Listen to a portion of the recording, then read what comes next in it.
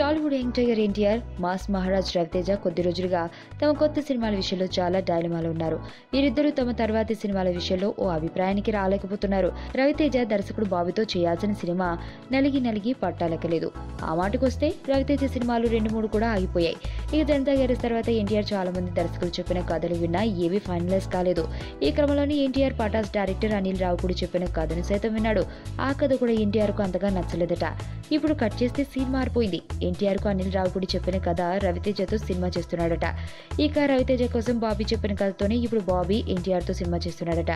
ఎన్టీఆర్ బాబీ సినిమాను కళ్యాణ్ ప్రొడ్యూస్ చేస్తుంటే అనిల్ రావిపూడి రవితేజ సినిమాను దిల్ రాజు ప్రొడ్యూస్ చేస్తున్నారు. ఇలా ఎన్టీఆర్ తో చేద్దామనుకున్న డైరెక్టర్ రవితేజతో చేద్దామనుకున్న డైరెక్టర్ ఎన్టీఆర్ తోనూ ఫిక్స్ అయ్యారన్నమాట. మరి ఈ 2 సినిమాలు ఎవరి తలరాతను ఎలా మారుస్తాయో చూడాలి.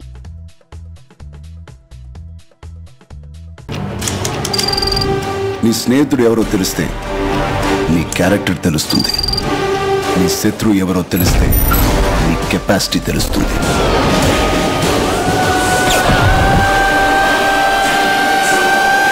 నా శత్రువుని సెలెక్ట్ చేసుకున్నాను.